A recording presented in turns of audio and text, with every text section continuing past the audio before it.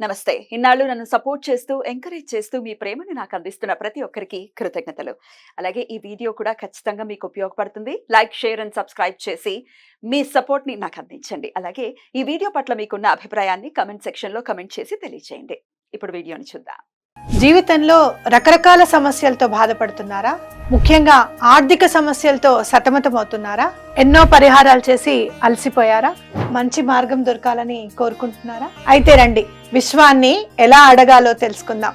Law of attraction classes మీకోసం మన ఛానల్లో. వివరాల కొరకు సంప్రదించండి. నమస్తే, వెల్కమ్ టు అవర్ ఛానల్. నేను పద్మిని. ప్రస్తుతంతో పాటు ప్రముఖ ఆధ్యాత్మికవేత్త, astrologer, tarot card reader and Vedic nutritionist Shrimati Vanaja Ramashetti గారు మనతో పాటు ఉన్నారు. మాట్లాడదాం. వనజ గారు నమస్తే అండి. నమస్తే అమ్మా పద్మిని. ఎలా ఉన్నారు వనజ గారు? నువ్వు? నేను బాగున్నాను వనజ గారు. వనజ గారు, రేపు సోమవారం ఎండ్ అవుతోంది. శ్రావణ మాసం ఎండ్ అవుతూనే సోమవతి అమావాస్యగా ఎండ్ అవుతోంది. మొదలవడం కూడా శ్రావణ సోమవారంతో మొదలయ్యి ఎండింగ్ కూడా అది ఎంత అద్భుతం కదా. Beautiful month actually. డెఫినెట్లీ 5 సోమవారాలు రావటము, 5 మంగళవారాలు రావటము అసలు అత్యద్భుతం. సోమవతి అమావాస్యగా వస్తోంది. అన్ని డేస్ కూడా అలాగే వచ్చాయి. త్రయోదశులు, ఈ రోజు త్రయోదశి, 2 శని త్రయోదశులు, 2 భాను సప్తమిలు, పంచమి, శుక్రవారం చాలా బాగా, గురువారం ఏకాదశులు, శుక్రవారం ఏకాదశి కూడా, శుక్రవారం ఏకాదశి, ఒకసారి ఏకాదశి శుక్రవారం, అవును, నెక్స్ట్ ఏకాదశి గురువారం. కాంబినేషన్స్ అద్దరిపోయాయి. అసలు చాలా బ్యూటిఫుల్ గా ఎండ్ అవుతుంది. డెఫినెట్ గా మెమరబుల్ మంత్ గానే ఉంటుంది ఇది. ఇంకాస్త మెమరబుల్ గా, లేకపోతే ఉన్నటువంటి ఇబ్బందుల నుంచి బయటపడాలి అని అంటే ఈ సోమవతి అమావాస్యని ఎలా వినియోగించుకోవచ్చు అంటారు? అయితే సోమవతి అమావాస్య అన్నది చాలా చాలా పవర్ఫుల్. మనం ఎలాగైతే శని అమావాస్యకి ఎంత ఇంపార్టెన్స్ ఇస్తామో సోమవతి అమావాస్య అంతకంటే పవర్ఫుల్ అన్నమాట. మనం ఏమంటాం, శని అమావాస్య అంటే ఉత్తి శని భగవానుడికి మాత్రమే ఎక్కువగా పూజలు అవి చేస్తూ ఉంటాం ఆ రోజు. ఏ గ్రహ దోషాలు ఉన్న వాళ్ళు శని అమావాస్య ఉన్నప్పుడు మనం ఓన్లీ శని భగవానుడికి మాత్రమే మనం దానాలు పూజలు అవి చేస్తూ ఉంటాం.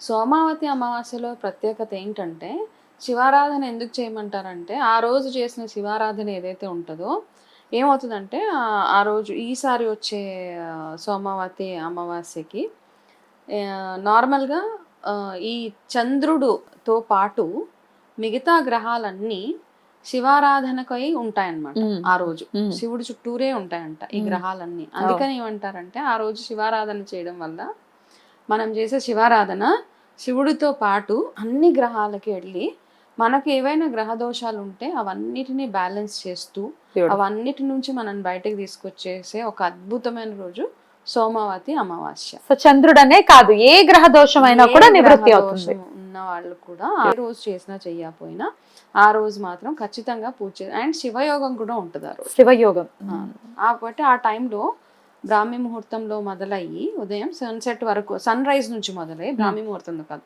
సన్ రైజ్ నుంచి మొదలై సన్సెట్ దాకా ఆ రోజు శివయోగం ఉంది. కాబట్టి చక్కగా ఏవేవైతే ఈ రోజు చేసే దాన ధర్మాలు, పూజలు, మంచి కార్యక్రమాలు ఏదైతే ఉన్నాయో దానికి 1కి 100 రెట్లు ఫలితం మనకి వస్తుంది అన్నమాట. కాబట్టి ఈరోజు చేయాల్సిన ఆరాధన శివారాధనతో పాటు ఏవైతే గ్రహ దోషాలు, నవగ్రహాలు ఖచ్చితంగా శివారాధన చేస్తూ ఆ తర్వాత మీరు ఇమీడియట్గా చేయాల్సింది, నవగ్రహాల గుడి ఉన్నా కానీ నవగ్రహాల చుట్టూ తిరిగి మీకు ఎటువంటి గ్రహ దోషాలు ఉండకుండా చేయమని ఆ భగవంతుని కోరుకోవడమే ఇక్కడ. కాబట్టి ఈరోజు ఎంత టైం ఉన్నా లేకపోయినా కాసేపు అన్నమాట శివారాధన కోసం మనం కేటాయించాల్సిందే ఈరోజు. అద్భుతం. మరి ఎలా కేటాయించమంటారు, ఏం చేయమంటారు? అయితే మనం ఏ పూజలైనా కానీ సూర్యోదయం లోపల చేయడమే మనం ఎప్పటి నుంచో చెప్పుకుంటూ వస్తున్నాం కదా. ఆ టైంలో చేసే పూజలన్నీ చాలా బాగా ఫలిస్తాయి. కాకపోతే ఈసారి శివయోగం ఉంది కాబట్టి డే లాంగ్ మీరు పూజలు చేయొచ్చు. ఇంకా ఇంపార్టెంట్గా ఏంటంటే, మనము మన గతించిన వాళ్ళకి అంటే మన పితృదేవతలకు కూడా ఈరోజు చేసే దాన ధర్మాలు ఇవన్నిటినీ మాత్రం క్రమం తప్పకుండా ఈసారి మాత్రం చేయాల్సిందే. అన్నిటికంటే పెద్ద అమావాస్య అనమాట. ఈసారి ఏమంటారంటే, ఈసారి వచ్చే ఈ అమావాస్య సోమవతి అమావాస్య శ్రావణ మాసంలో శివుడి దీంట్లో వచ్చింది కాబట్టి ఈసారి ఏది చేసినా మీరు దాన ధర్మాలు, స్నానాలు, నదీ స్నానాల దగ్గర నుంచి దాన ధర్మాల దగ్గర నుంచి ఏవైనా అయితే ఏవి చేసినా నేను చెప్పేది నార్మల్గా ఏంటంటే, ఓవర్ బోర్డ్ అవ్వకుండా అనవసరంగా ఏదో ఎక్కువ ఇచ్చేస్తే ఒక నార్మల్గా ఏమంటారంటే ఏ గ్రహానికి సంబంధించిన దానాలు ఆ గ్రహానికి ఇచ్చినప్పుడు ఒక కిలో కిలో పావు. అంతే, అంతకు మించి ఎక్కువ చేయక్కర్లేదు. ఒక్క బియ్యం ఒకటే ఒక్కొక్కసారి ఎక్కువ వేస్తూ ఉంటారు ఎక్కువ వేస్తుంది కదా, తింటారు చక్కగా. అయితే మీరు దానాలు చేయాల్సిందల్లా అంటే ఉన్న వాళ్ళకే కాదు, మన దగ్గర ఉన్న ప్రాబ్లం ఒకటి ఉంటది ఏంటంటే ఉన్న వాళ్ళకే ఎక్కువ ఇస్తాం, లేని వాళ్ళకి తక్కువ ఇస్తాం. అదేంటో ఒక మైండ్ సెట్ అందరికి. చూడు మన ఎవరైనా పిలిస్తే మ్యారేజెస్ కో ఫంక్షన్స్ కో దేనికి పిలిచినా ఒక డబ్బున్నోళ్ళు పిలిస్తే ఒక లెవెల్లో ఉన్న వాళ్ళు పిలిస్తే ఏం చేస్తామంటే అరే వాళ్ళ రేంజ్ కి తగ్గట్టు మనం ఇవ్వాలి గిఫ్ట్ అంటాము. తక్కువ రేంజ్ లో ఉన్న వాళ్ళని అరే వీళ్ళకి ఏది ఇచ్చినా పర్వాలేదు అంటాము. యాక్చువల్ గా అవసరం ఎవరికి, వీళ్ళకే ఎక్కువ ఉంటది కదా. వాళ్ళకి ఇచ్చిన ఇవ్వకపోయినా డజంట్ మ్యాటర్ అసలు it doesn't make any difference. మీరు 1,00,000 రూపాయలు ఇచ్చినా తీసి ఇట్స్ వన్ అమాంగ్ ద అంటే వాళ్ళకు ఉన్న దాంట్లో అది ఒకటి.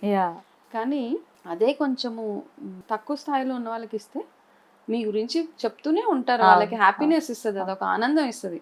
కాబట్టి ఏది ఇచ్చినా మనము ఏ స్థాయికి తగ్గట్టు ఆ స్థాయి కాదు, ఏ స్థాయికి ఉన్నా అంటే తక్కువ స్థాయి వాళ్ళకి ఎక్కువ ఇవ్వడమే మనం చేయాల్సింది. ఆపోజిట్ లో చేయాలి, కరెక్ట్ చేయాలి. కాబట్టి ఇప్పుడు కూడా దాన ధర్మాలు చేసేటప్పుడు ఎవరికి చేస్తాం మనము, లేకుండా ఉన్న వాళ్ళకి. గురుకులాలు మధ్య ఎక్కడ చూసినా ఉన్నాయి, వాళ్ళకి చాలా అవస్థపడుతూ ఉన్నారు. అట్లాంటి ప్లేసెస్ లో ఇవ్వండి. ఇదే ఇవ్వాలి, బియ్యమే ఇవ్వాలి, పప్పులే ఇవ్వాలి అన్నీ కాదు, వాళ్ళకి ఎటువంటి అవసరం ఉందో అటువంటివన్నీ తీసుకెళ్ళి ఈ అమావాస్యకి ఖచ్చితంగా వాళ్ళకి ఇవ్వండి. ఇంకా మీ పెద్దల పేర్ల మీద మీరు ఏవైతే దాన ధర్మాలు చేయాలనుకుంటున్నారో అవి కూడా ఓల్డ్ ఏజ్ హోమ్స్ లో ఇవ్వచ్చు. తత్ఫలితం ఉంటుంది, 100% ఉంటుంది, 200% ఉంటుంది. మీరు నార్మల్ గా ఇచ్చిన దగ్గర 90% ఉంటే ఇలాంటి ప్లేసెస్ లో ఇచ్చినప్పుడు 200%. అంటే ఎవరికైనా ఏమైనా ఇచ్చినప్పుడు ఆ తృప్తి అనేది మనకి వాళ్ళు బ్లెస్ చేయాలి కదా, మనస్ఫూర్తిగా మిమ్మల్ని ఆశీర్వదించినప్పుడు మీరు చేసిన పుణ్యానికి డబుల్ ఫలితం దక్కుతుంది.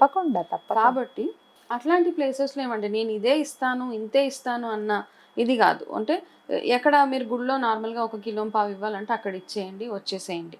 దాని తర్వాత ఇప్పుడు నిజంగా చూడాలంటే గుడిలో అవసరం లేదు. ఫ్రాంక్లీ స్పీకింగ్ గుడిలో కానీ ఒకప్పుడు బతకలేక బడి పంతులు ఇలా అనేవాళ్ళు, కానీ ఇప్పుడు అట్లాంటి కాన్సెప్ట్ లేదు. ఇప్పుడు కాలేజ్ లెక్చరర్స్ కానీ ఎవరికి చూసినా everybody is in top positions అనమాట. ఎడ్యుకేషన్ ఫీల్డ్ కానివ్వండి, టెంపుల్స్ లో కానివ్వండి, అందరూ బాగా ఎర్న్ చేస్తున్నారు. లేని వాళ్ళు ఎవరైనా ఉన్నారు అంటే నిజంగా ఉన్నారు కొన్ని ప్లేసెస్ లో. అట్లాంటి ప్లేసెస్కి వెళ్ళి ఈ అమావాస్యని చక్కగా మీరు చేసే మంచి సోషల్ యాక్టివిటీస్కి, సోషల్ సర్వీస్ కి ఉపయోగించుకుంటే బాగుంటదని నా పర్సనల్ ఒపీనియన్. బ్యూటిఫుల్. ఎంత ఇప్పుడు ఒక బియ్యం బస్తా ఇవ్వాలి ఓల్డ్ ఏజ్ హోమ్ లో ఎంత అయిపోతుంది, మహా అయితే 2,000 అవుతుంది. అవును, అంతకు మించి ఏం అవ్వదు. అంటే ఒక్కసారి మనం ఓల్డ్ ఏజ్ హోమ్ కి వెళ్ళి చూస్తే పద్మిని ఒక రోజు అక్కడ స్పెండ్ చేస్తే ఓకే, అంటే ఓల్డ్ ఏజ్ హోమ్స్ ఎందుకు ఉన్నాయి, ఉండక్కర్లేదు, ఇవన్నీ డిఫరెంట్ కాన్సెప్ట్ అనమాట. వాటి గురించి ఎందుకంటే నాకేమనిపించింది అంటే నేను చాలా ప్లేసెస్ కి వెళ్ళి చూసిన తర్వాత ఓకే ఉంటా, అట్లీస్ట్ వాళ్ళకి ఒక షెల్టర్ దొరుకుతుంది. అవి ఓల్డ్ ఏజ్ హోమ్స్ తీసేయండి ఇవన్నీ ఒకప్పుడు నేను కూడా మాట్లాడాను, కానీ నాకు అనిపించింది అది లేకపోతే ఇంకెక్కడ ఉంటారు వాళ్ళు. అట్లీస్ట్ వాళ్ళ ఏజ్ గ్రూప్ వాళ్ళు ఉంటారు, 4 మాటలు మాట్లాడుకుంటారు, కష్టం ఉన్నప్పటికీ అట్లా పెట్టడం అనేది మొమ్మాటికి తప్పే. కానీ అది కూడా మీరు అన్నట్టుగా అది లేకపోతే ఇంకెక్కడ అది. ఎందుకంటే ఇంట్లో పెట్టుకొని ఓల్డ్ ఏజ్ హోమ్ తీసేసాక భరించలేక ఒక ఎవరినో పెట్టుకొని చాలా వీడియోస్ చూసాం, చీపురు తీసుకొని కోడలు అత్తగారు ఇష్టం వచ్చినట్టు కొట్టేసిన వీడియోస్ లిటరల్ గా కావండి నేను చూసాను నా కళ్ళారా. అది ఒక ల్యాండ్ ఉంది అనమాట ఇక్కడ కొంచెం అవుట్స్కట్స్ లో, అక్కడికి వెళ్తుంటే ఒక ముసలావిడిని వాళ్ళ పిల్లలు కార్లోంచి ఇలా తీసి ఇలా దింపేసి ఒక మూట బ్యాగ్ వాటర్ బాటిల్ పెట్టేసి వెళ్ళిపోయారు అక్కడ నుండి. అసలు ఆ రోజు చూసి నాకు ఇప్పుడు అట్లాంటి వాళ్ళకి కావాలి. ఇప్పుడు మనం ఓల్డ్ ఏజ్ హోమ్స్ వద్దు అన్నప్పుడు పాపం ఇట్లాంటి వాళ్ళకి అవుట్ ఆఫ్ కాంటెక్స్ట్ అయిపోయాము. బట్ స్టిల్ నాకు ఏంటంటే మనం ఎప్పుడైతే దానాలు చేయాలి అనుకుంటున్నామో కొంచెం ఆలోచించి చేయండి. దానం చేసేయమన్నారు కదా ఎవరు పడితే వాళ్ళకి చేసేస్తాం అన్నట్టుగా కాకుండా అవసరమైన వాళ్ళకి కొంచెం ఆలోచించండి. గివ్ ఇట్ అ థాట్, ఒక థాట్ ప్రాసెస్ బాగా ఉంచుకుని వాళ్ళకి మాత్రం ఇచ్చేలాగా చూసుకుంటే చాలా బ్యూటిఫుల్ గా ఉంటాయి. దాంతో పాటు ఈ రోజు చేసే మీరు శివారాధన ఏదైతే ఉంటుందో అభిషేకాలు ప్రత్యేకించి అన్ని అభిషేకాలు చేసుకోండి. ఏమంటారంటే తేనెతో అభిషేకం చేస్తే ఆయుష్ పెరుగుతుంది, బెల్లంతో చేస్తే ఇంకా అలా ఆరోగ్యం బాగుంటది.